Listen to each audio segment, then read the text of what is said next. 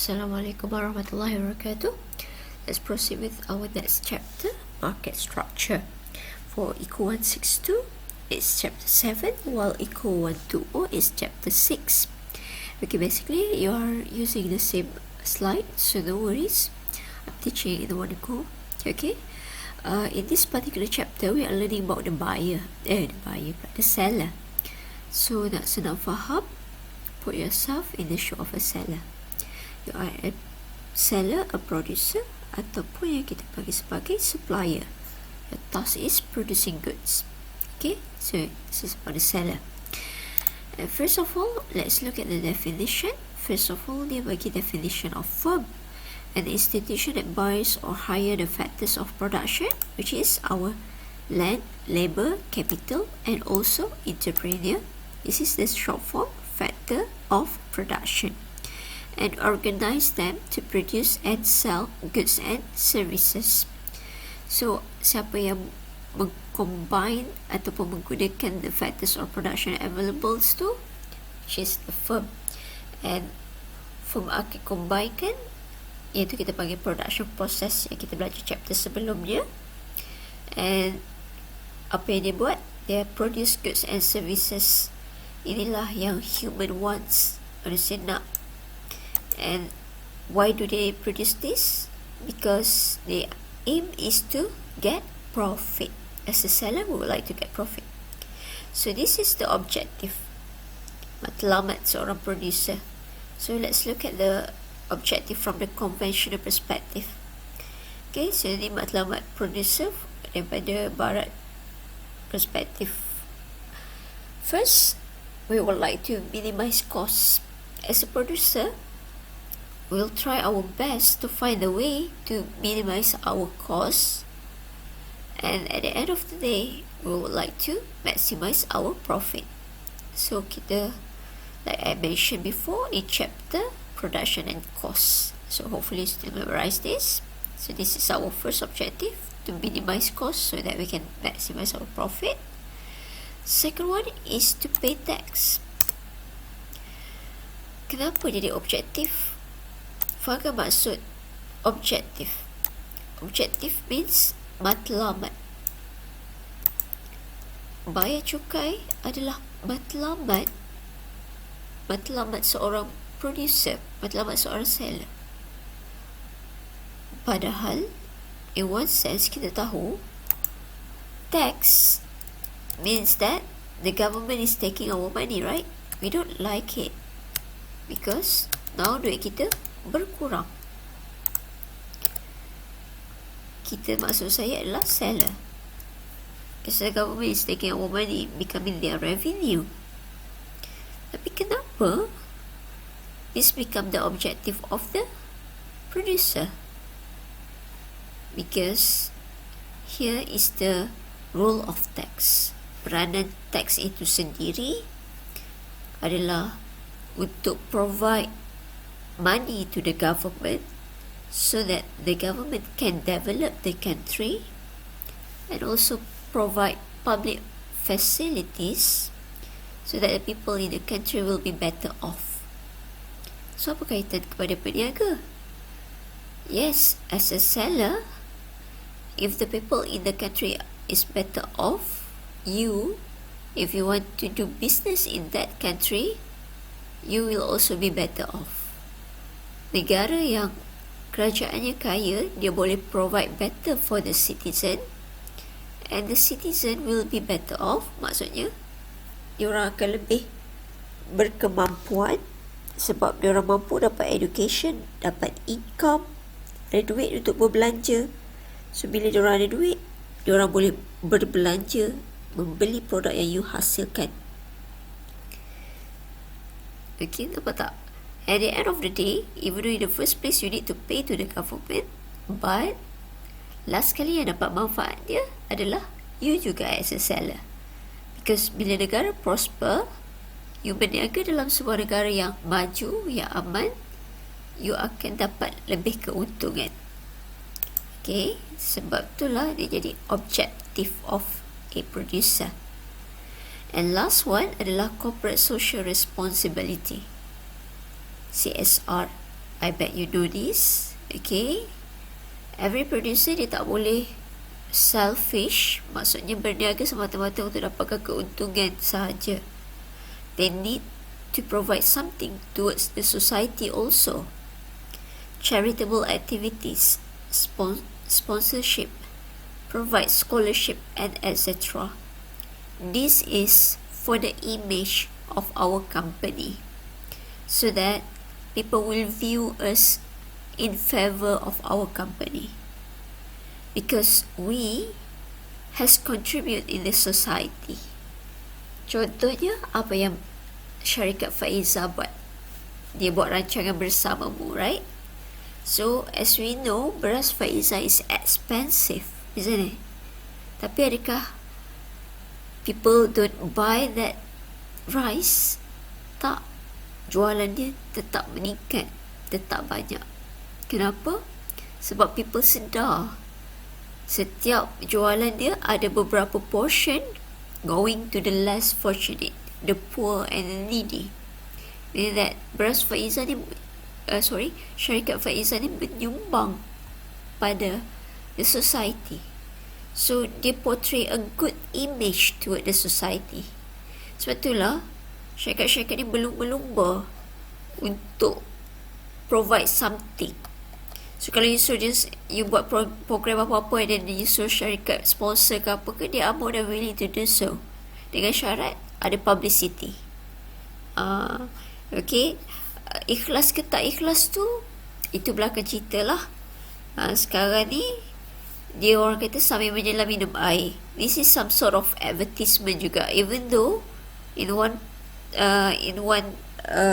sense dia menyebabkan you terpaksa keluarkan duit. Maksud saya you tu as a seller lah, as a producer, kita keluarkan duit buat scholarship. Sekarang ni bagi charitable activity, sponsorship tu semua duit kita keluarkan duit. One way flow, kita keluarkan duit tapi kita tak dapat anything in return. Itu kita panggil unilateral act. Okay, but we have managed to portray a good image towards the society. So this is some sort of advertisement towards our company. So it's good.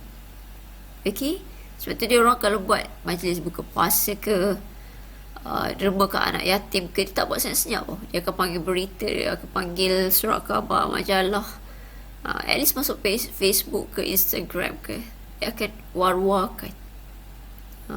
Okay, next is kita tengok objective from Islamic perspective pula. Tadi from conventional perspective, ini pandangan barat. Okay, tak banyak beza pun, cumanya yang jadi keutamaan untuk Islamic adalah production of halal goods. Okay, bukan maximize profit, tak ada. Kita must follow the guidance by Allah Subhanahu Wa Taala. Our objective is to seek mardatillah and al-falah, the success in the world and hereafter. So we must not go against the Quran and Sunnah. Whatever we sell must be halal good. And also, same like the conventional, we would like to minimize costs, minimize the wastage, tak nak pembaziran. Of course, Islam pun tak suka pembaziran, tapi kita tak nak maximize profit. Kalau ni, minimize cost in order to maximize profit. Dalam Islam cuma reasonable amount of profit.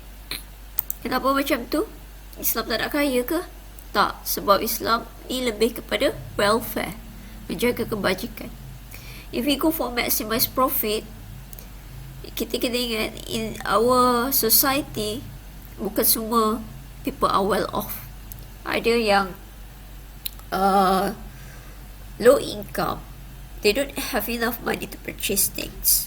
So these people need to be helped. So if we sell our product too expensive, it will be burdening for them. Okay, untuk mengelakkan terbeban mereka ni, we don't go for maximize profit dalam Islam. We must go for reasonable profit, sufficient to cover costs, sufficient to expand our business but not maximizing profit. Next is, if the conventional is to pay tax, Islamic is to pay zakat and also taxes. Kenapa double? Kesiannya producer Islam, peniaga Islam. Kalau kena bayar zakat, lepas tu bayar cukai lagi. Taxes is the rules and regulation of the country you must follow. If you don't follow, you go to the prison. Tapi betul dah. Sebenarnya, you pay tax at the end of the day, kerajaan ada duit, you boleh berniaga dengan baik juga.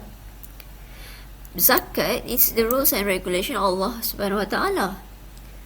Ini peraturan Allah ni, kita sebagai Muslim, kita tak boleh persoal.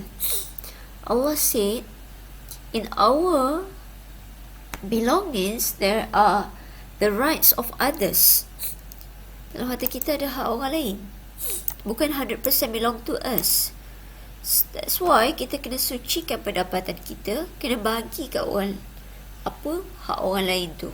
Walaupun kita kata, saya kerja keras, this is 100% mine.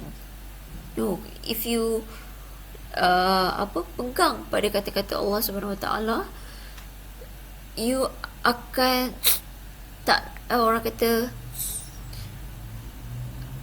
tak takut untuk memberikan zakat, untuk memberikan lebih. Sebab Allah dah promise those yang keluarkan lebih in terms of charity, in terms of sedekah, zakat, you akan dapat berganda-ganda. Trust Allah words. Percayalah. You boleh buat eksperimen nanti bila you dah kerja.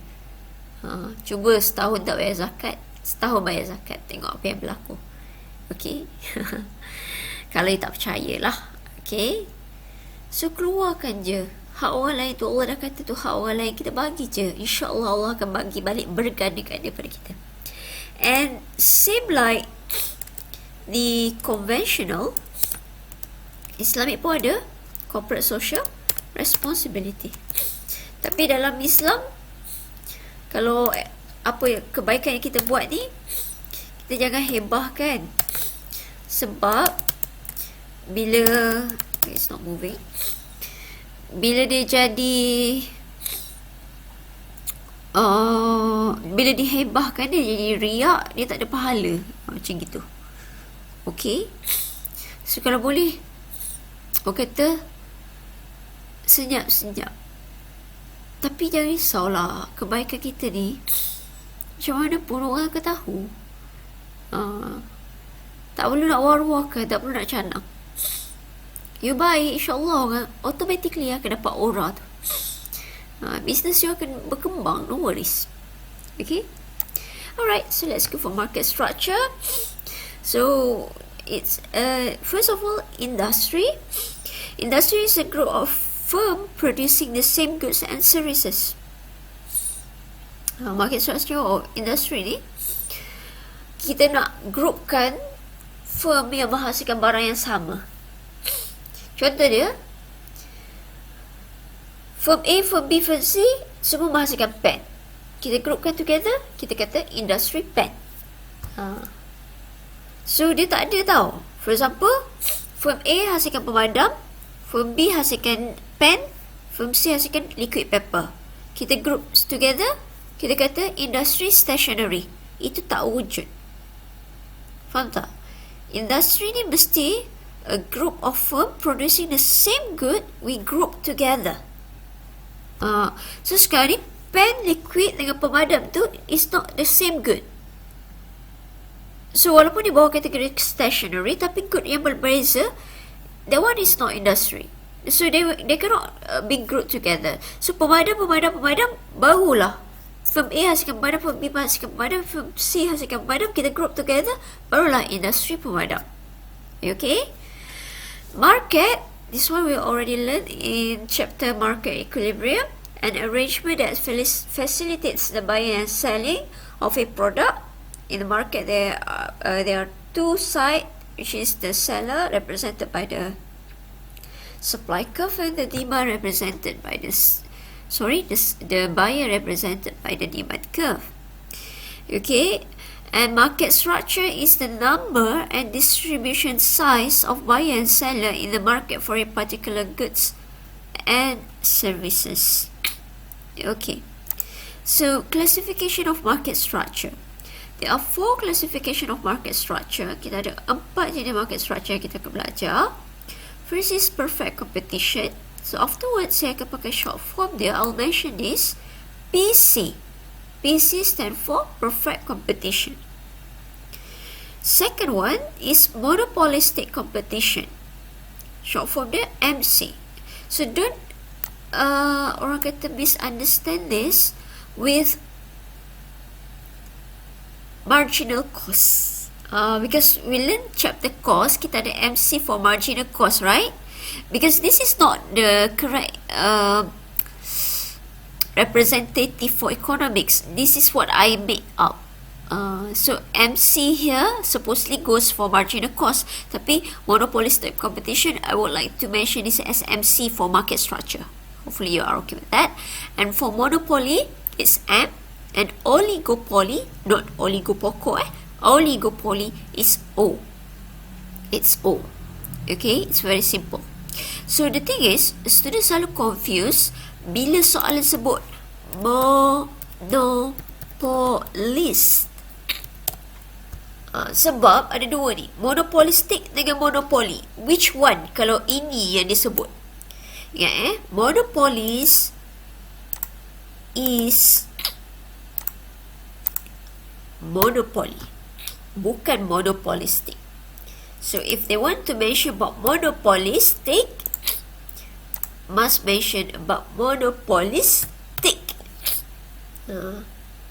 Okay. So this classification, beza antara 4 market structure ni are based on its characteristic on the number of firm, type of product that they produce, condition for entry, control over price, and price elasticity of demand. So ini adalah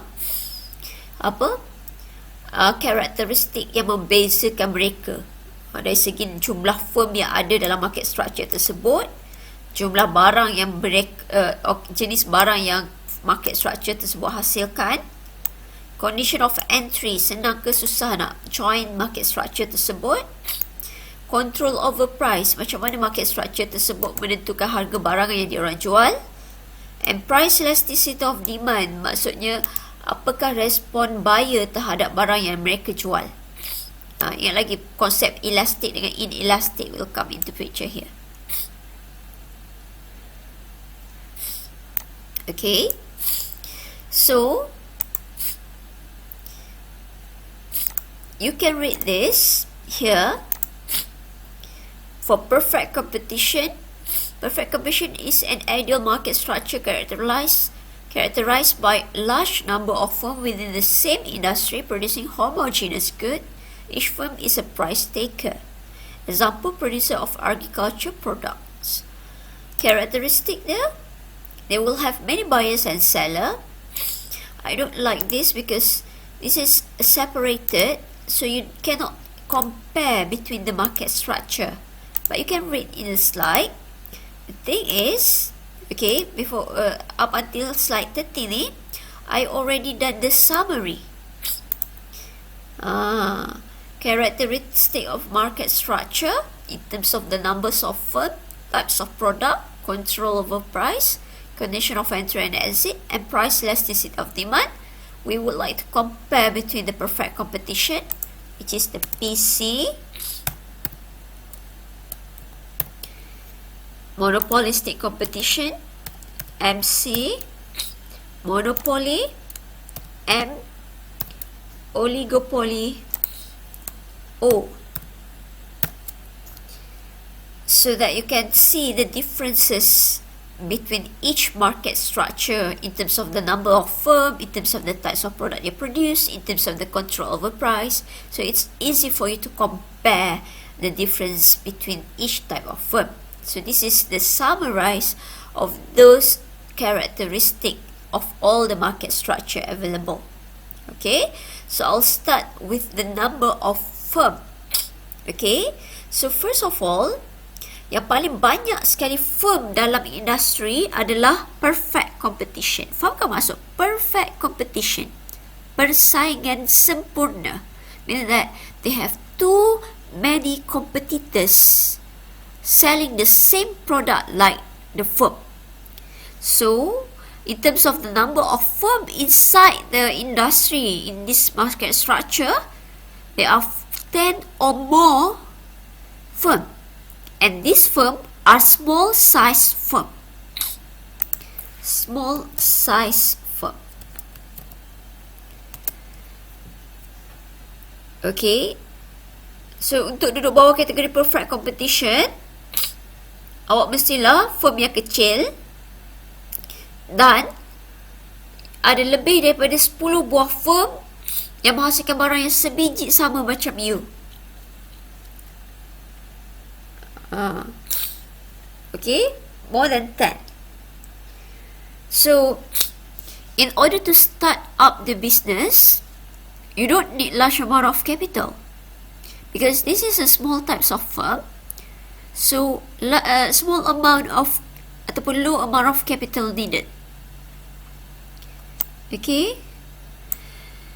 While for monopolistic competition, the number of firm inside the market structure is lesser, lagi kurang daripada perfect competition. It's around 4 to 9 firm, 4 ke 9 buah firm. And size firm dia adalah moderate size. Kalau tadi small size. Okay.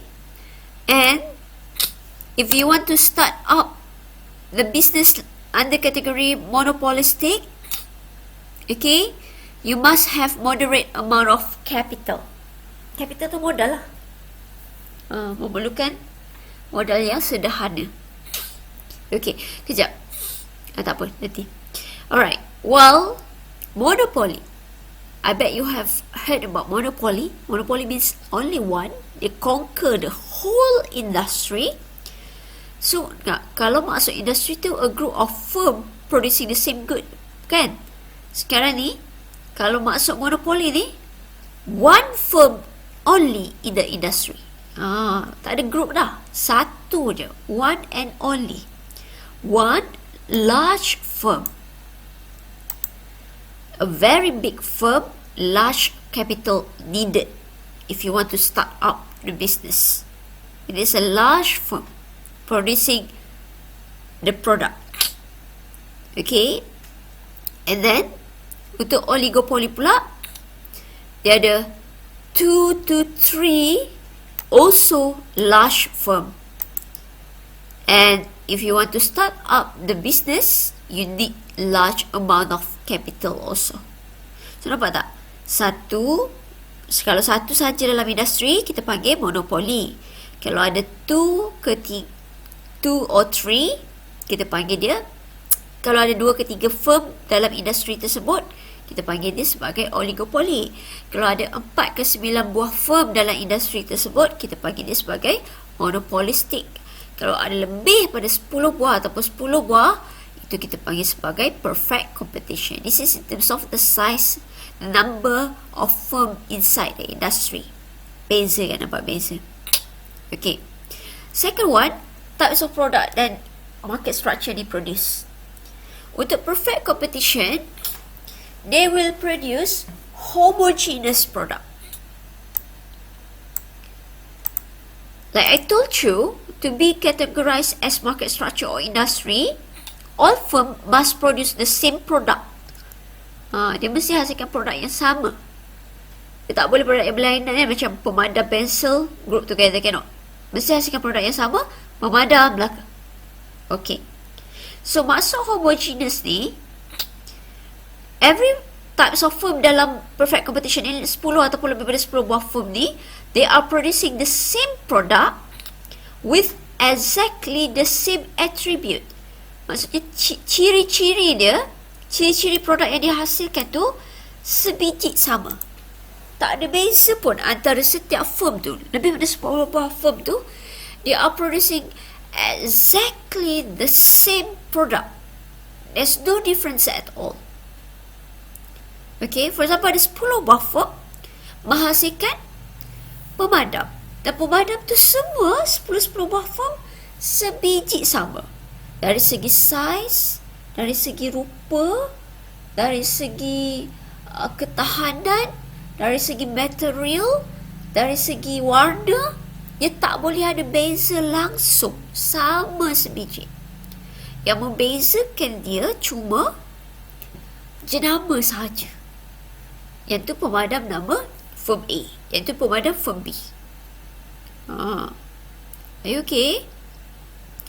So, yang kedua, untuk monopolistik dia menghasilkan produk yang differentiated. Yang masa tu dia confuse ni, sebab dia fikir different, beza. Dia orang menghasilkan produk yang berbeza, madam. No, it's wrong. They are not producing the different product. Sebab ingat, in first place, nak jadikan industri atau market structure, they must produce the same product. A group of firm producing the same product. So in this case, maksud differentiated bukan menghasilkan produk yang berlainan. They are producing the same product, but their product have different attributes. For example, ada 4 ke 9 buah firm menghasilkan kain cotton. Okay, ada 5 buah firm lah menghasilkan kain cotton. Tapi each firm menghasilkan kain cotton yang berbeza attribute dia, ciri-ciri dia. The first firm, kain cotton dia yang tebal. The second firm, kain cotton yang transparent. Yang third firm, kain cotton yang bercorak butterfly. Yang fourth firm, kain cotton yang bercorak stripe, for example. So different types of cotton here. Dia tak sama sebiji. Everybody is producing cotton, tapi attribute cotton tu berbeza. Itu yang kita panggil sebagai differentiated.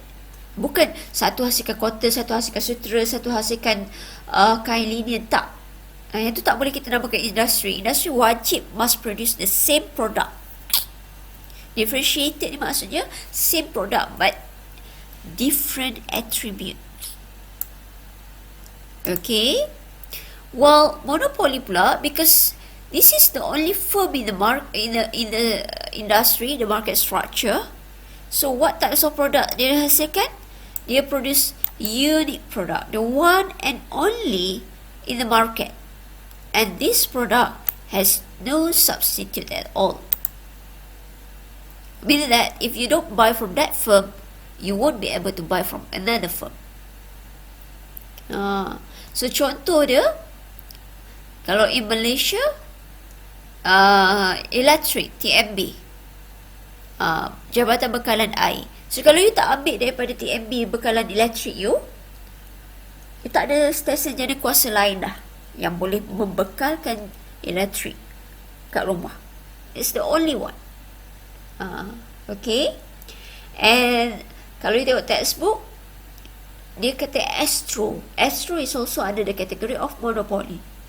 Kenapa Astro? Sebab Astro ni dia ada special privilege by the Malaysian government, special hak yang memberikan dia kelebihan untuk jadi satu-satunya syarikat TV berbayar di Malaysia. Yang lain maybe ada gabungan dengan internet ke, Astro tak. So you can do your reading. Okay. While oligopoly pula, special dia boleh hasilkan produk dua-dua jenis. Sama ada produk yang homogeneous ataupun produk yang differentiated. Okay. Contoh oligopoly firm adalah petrol station. Petrol station ada 2-3 buah ke dalam industri? Banyak kot. Tengok BP ada, Petron ada, Caltech ada, Petronas ada, Shell ada. Lebih pada 3 dah ni, madam.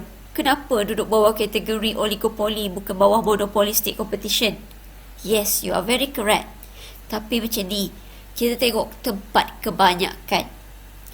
If you go in the city, dalam bandar, memanglah ada banyak petrol pump, right? Sebab itulah you nampak lebih pada 5, kadang-kadang 6, 7 dalam bandar. Tapi kalau you go outside, keluar sikit daripada kawasan bandar, Yang prominent these days either Petronas ataupun Shell. Itu je yang 3 yang biasa kita nampak kalau you travel jauh sikit. So itu melayakkan mereka under the category of oligopoly. Okay, so diorang ni menghasilkan produk yang boleh jadi 2, sama ada homogeneous ataupun differentiated. What do you think? Minyak Petronas dengan minyak Shell sama ke tak?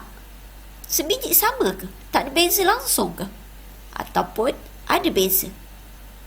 The answer is, it is differentiated. Minyak Petronas berbeza dengan minyak Shell. Walaupun both adalah petrol yang boleh menggerakkan kereta, the thing is, minyak Petronas dia pegang pada motor dia, minyak dia berkualiti, dia akan pelihara enjin kereta. So kalau you sayang kereta, you isilah Petronas. Kereta you akan tahan lebih lama, enjin kereta. Tapi kalau Shell, dia pegang kepada motor dia, minyak dia akan membawa you lebih kilometer, will bring you further. So kalau you nak pergi lebih jauh, isilah Shell. So it's up to you.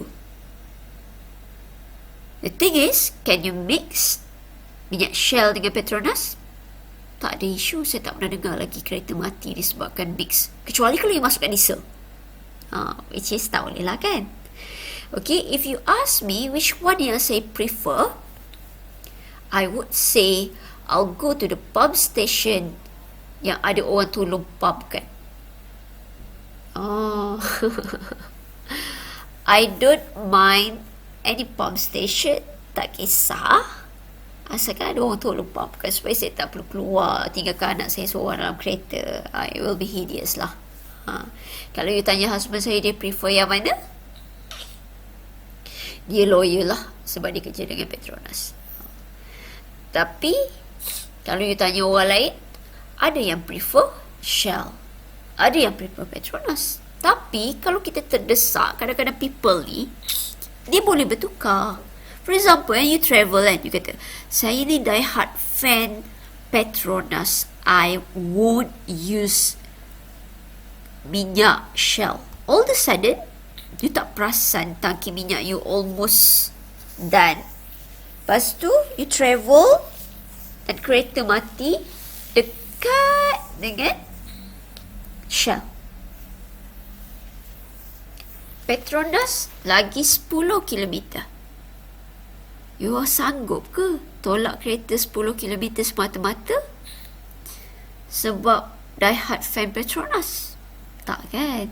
You akan masuk kat Shell juga, asalkan kereta boleh jalan. Meaning that the people are indifferent. Lagipun minyak harga dia sama. Nanti saya akan justify kenapa harga minyak sama for both. Okay. Next, in terms of control over price. Okay, untuk perfect competition, because it has more than 10 firms selling the same product, exactly the same attribute, meaning that the product has lots of substitute, the customer has lots of choice. Kalau kedai A tutup, boleh pergi kedai B. Kedai B tutup, boleh pergi kedai C. Kedai C tutup, boleh pergi kedai D. Because everybody is selling exactly the same product. Betul tak? So, each firm has no ability to control their price. They are the price taker. Maksudnya, they take the price from the market. They has no control over price. Macam mana take the price from the market? Ingat lagi macam mana kita draw market?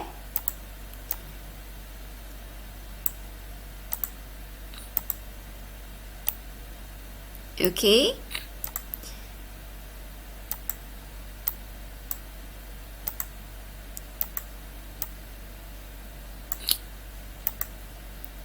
Demand curve.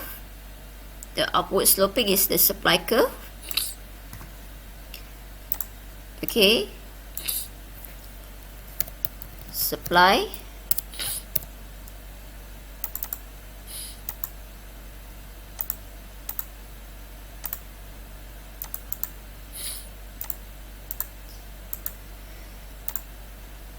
The downward sloping is the demand curve.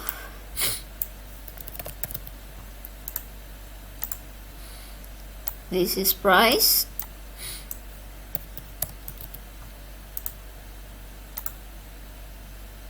And this is quantity. How the price is determined? The intersection of the supply and demand curve. We will get the price equilibrium.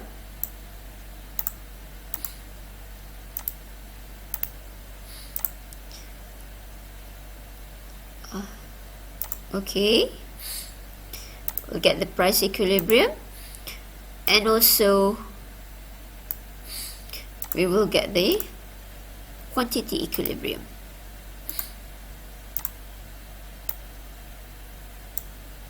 Here is PE, and here is QE. So this is what we call as market price.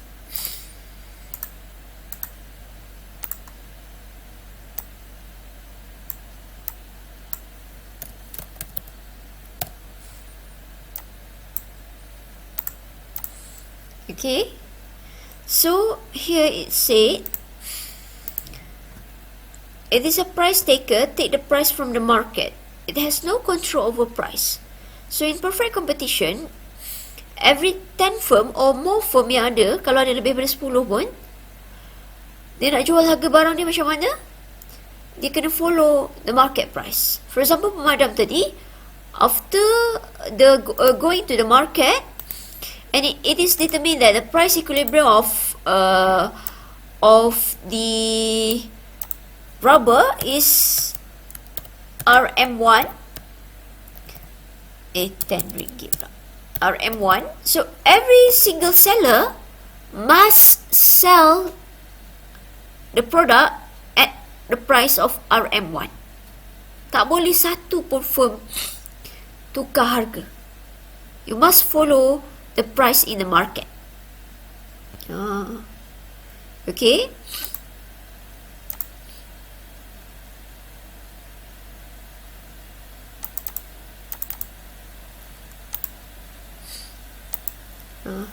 Okay, firm A, firm B. Contohnya saya ambil 3 je dulu, sebab takkanlah saya nak buat sampai 10 kan. Okay, so everybody should sell their product at RM1.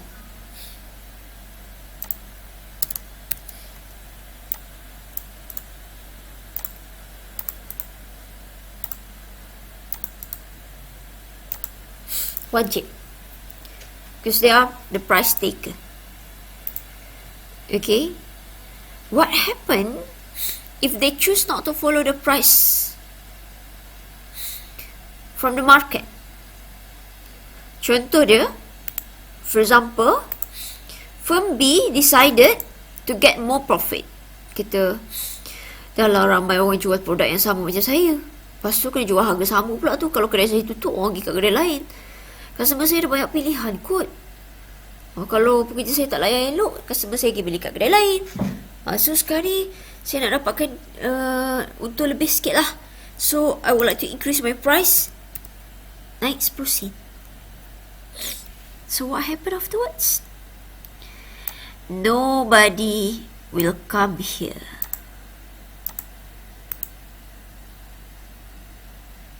Seller B akan rugi, akan bankrupt, because the price is much expensive compared to the other seller in the market.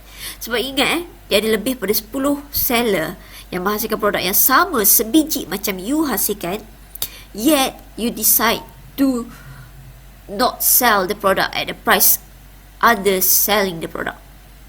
You jual produk tu pada harga yang tak sama macam orang lain. Of course lah, customer marah. Customer has information. So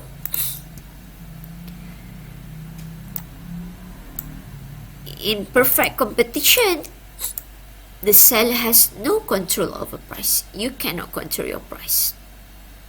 And then we can go with the price elasticity of demand terus. Perfectly elastic demand curve. Demand curve akan jadi straight. Ingat lagi tak? Perfectly elastic.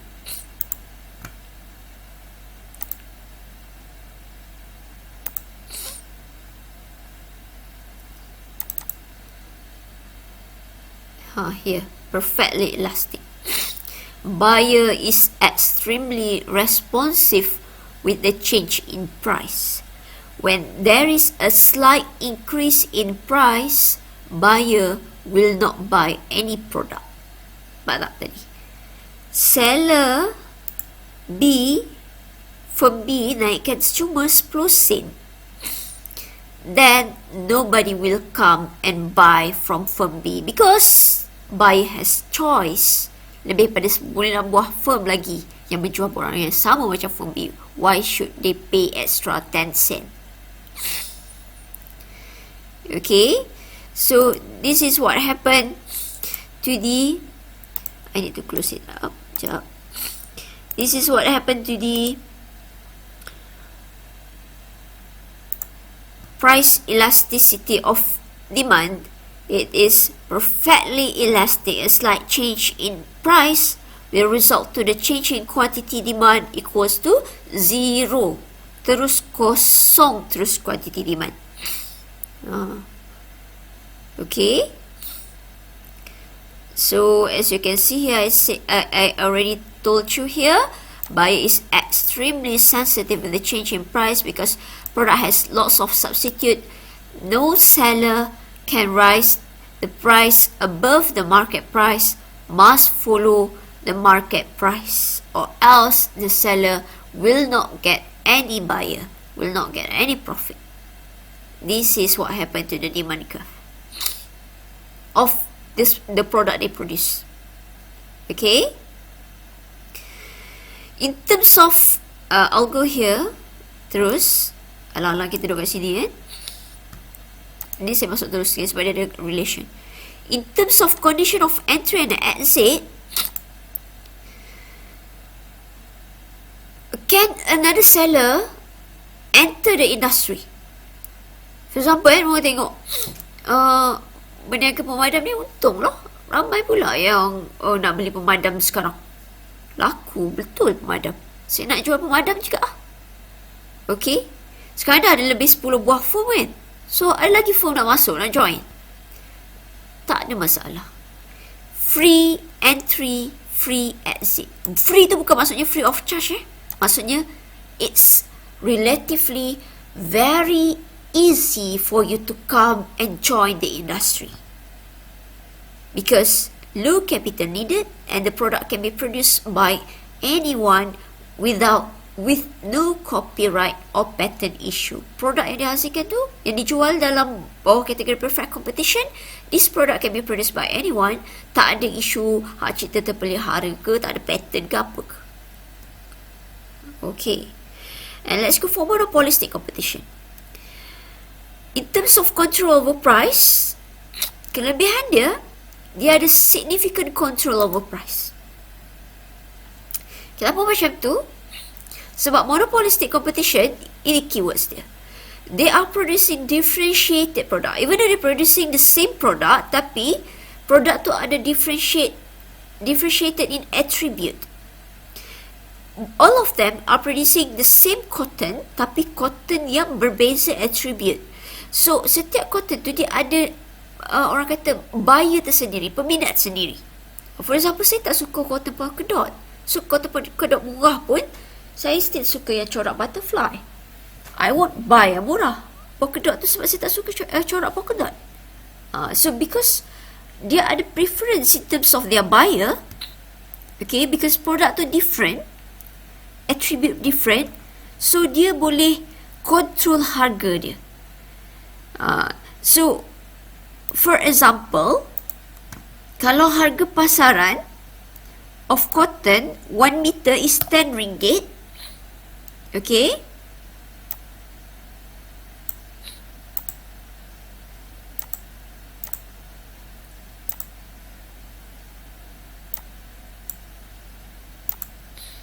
Okay, I'm using the same one, right? 1 meter is 10 ringgit untuk cotton 1 meter. Biasa kita bawa baju pakai 4 meter kan. So kalau baju kurung perempuan tu 4 meter lah, 40 ringgit lah. Tu harga pasarannya 40 ringgit. Jadinya sekarang ni firm A buat corak cotton butterfly, firm B polka dot,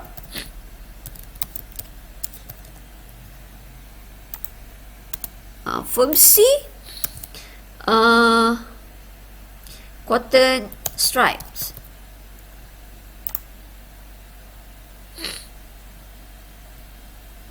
Tu tak ejaan tu.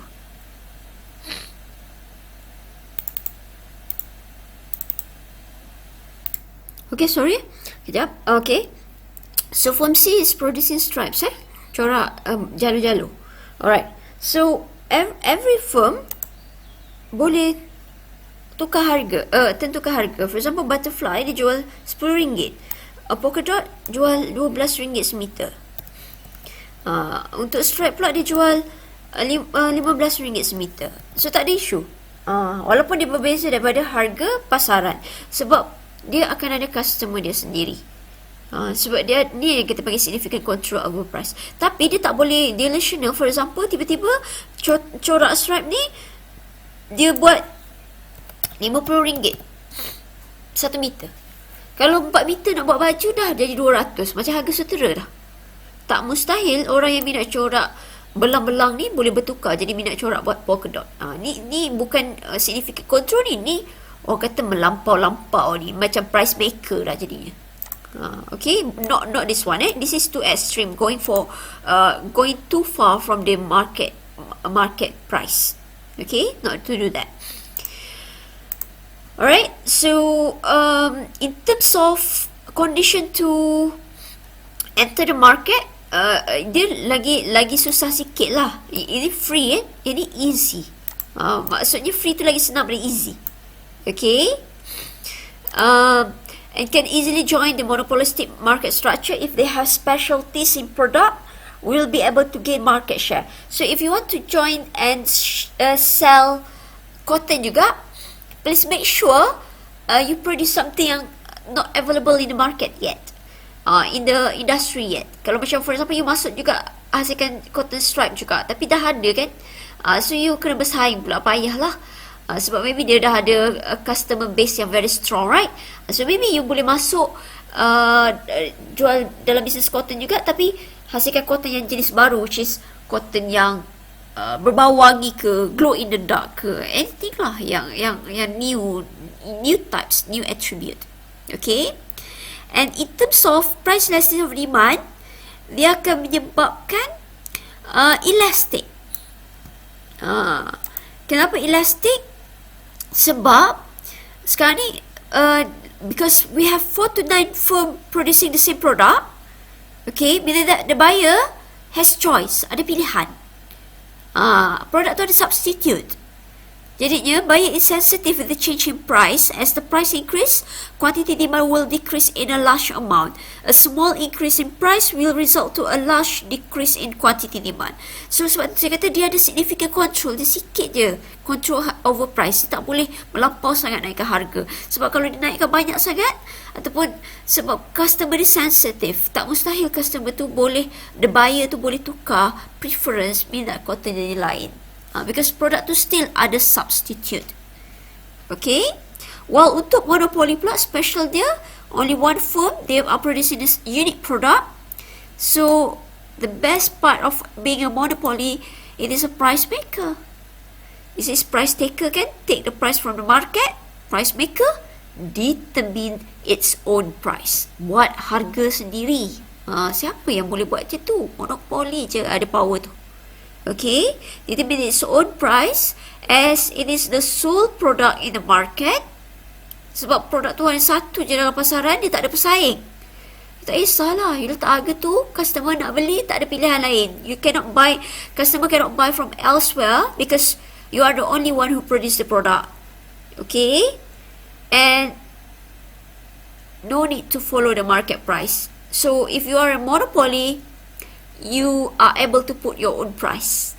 Sebab itulah dalam Malaysia, Kalau ada firm yang monopoli, kerajaan tak akan biarkan dia jadi swasta.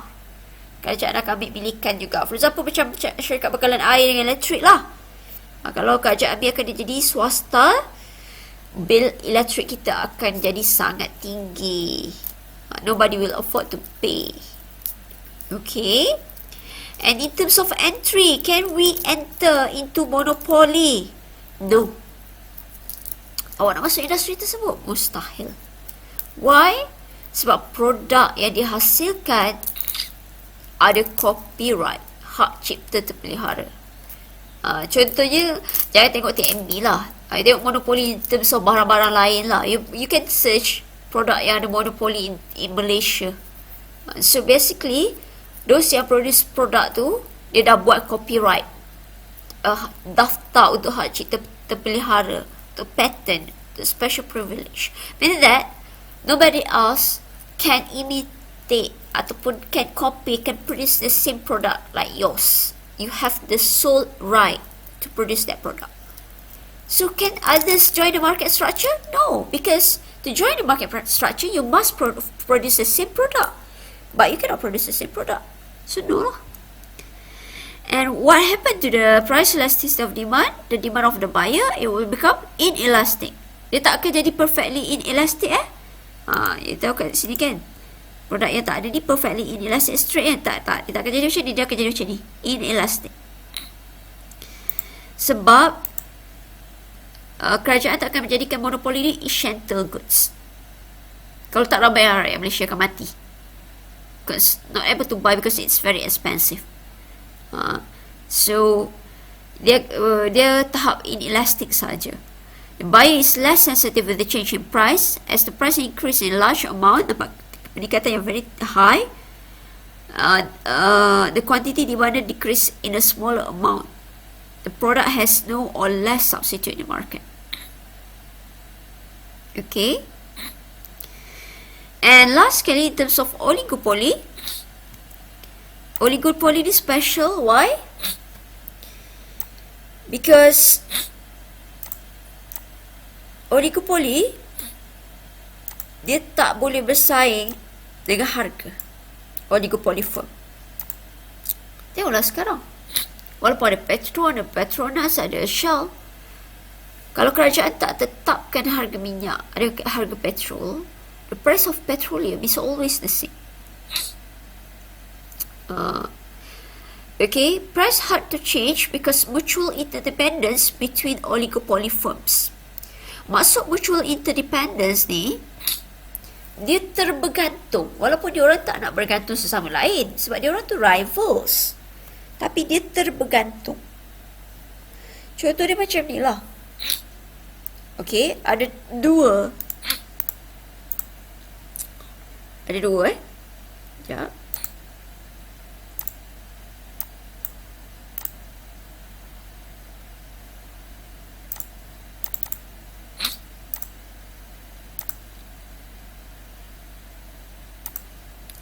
Okay, Shell. Kita bagi yang glamour lah, Petronas.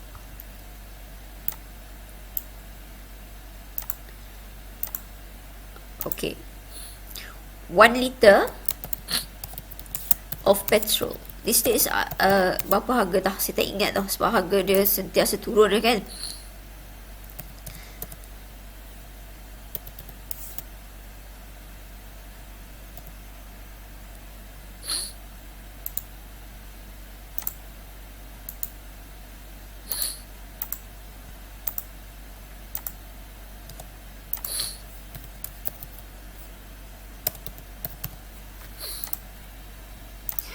Okay, so let it be, for example, RM RM1.30 lah.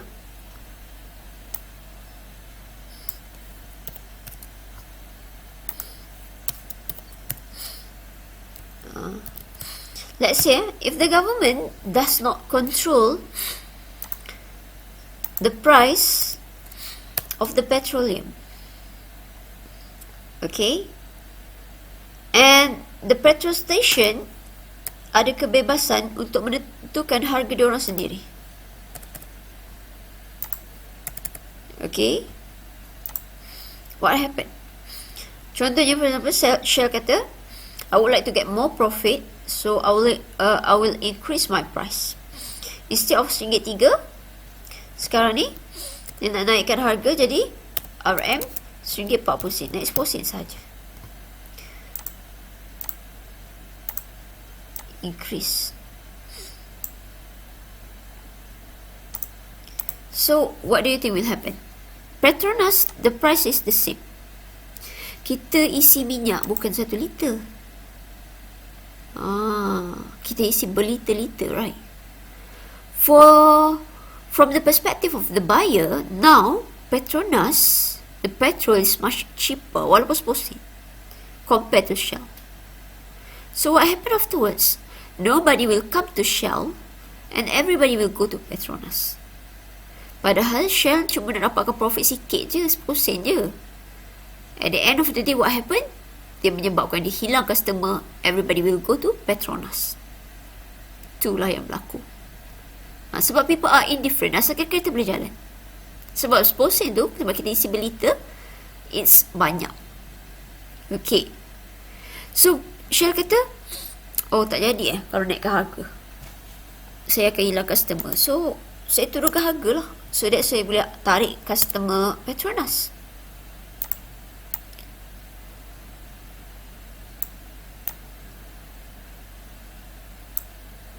I really dislike this thing because dia tak nak mengikut.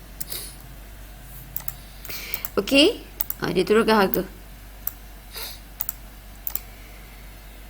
The thing is, Petronas dia dah tahu dah. Asal hari tu kalau harga dia tengok dah, bila harga Shell terlebih mahal, harga dia murah, customer semua hilang pergi pada dia kan. Shell tak dapat customer. Sekarang ni Shell menurunkan harga. Kalau dia buat tak tahu, dia akan hilang customer. Every customer will go to Shell. Apa yang Petronas buat? Petronas will follow.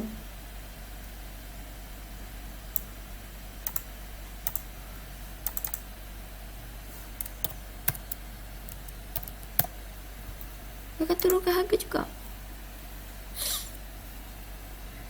Walaupun tak ada persepakatan antara dia orang ni. Itu yang kita panggil mutual interdependence antara both petrol companies.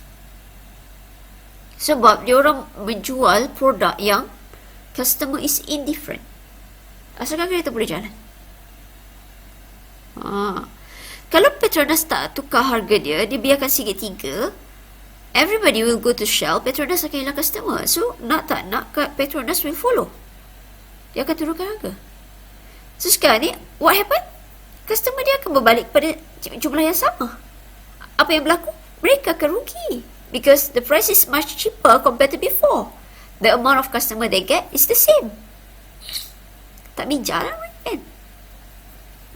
Sebab itulah, both petrol company, dia tak bersaing secara harga. Sebab itu, dia ada karakteristik of mutual interdependence. Diorang ni bukan dari segi harga je, banyak benda yang diorang terbergantung, termasuklah advertisement. Kalau Petronas musim perayaan offer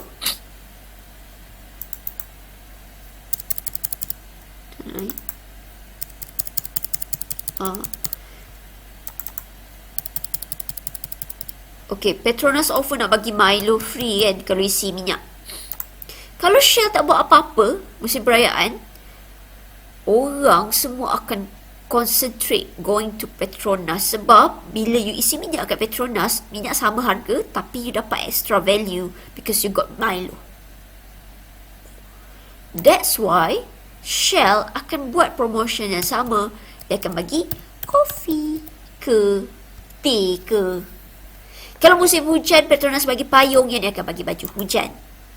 Kalau Petronas buat promotion yang isi 30 dapat borang untuk berlancung dengan artis, Shell pun sama juga, dia akan ada promotion yang sama. Nampak tak? In terms of promotion, mereka pun tak akan kalah.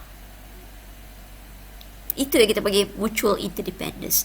Yang ni ada kad mesra, yang ni ada bonus link. Yang ni ada apa? Settle kan? Yang ni ada apa? Shell ada apa sekarang? Soon tak ada lagi? Ada. Saya tak tahu, saya jarang masuk share. Okey. Sebab itulah kalau kita tengok karakteristik dia ni, price rigid. Itu yang maksud rigid. Price hard to change due to mutual interdependence between the oligopoly firm. And if you want to enter the industry, can we? Yes, you can, as long as you have money, as long as you are very strong. But it's basically impossible unless you are somebody. For example, Petron siapa punya? Mukris Mahathir kan? Bapak dia siapa? So you must be somebody yang influential. Okay, it's hard to join the industry because this is a large company, large amount of capital. It has fierce competition. Okay, and in terms of the demand curve, untuk oligopoly is special sikit. Why? Because the demand curve is kinkered. Kinkered tu maksud dia, demand curve tu dipatah. Dia satu turun, lepas tu dia patah.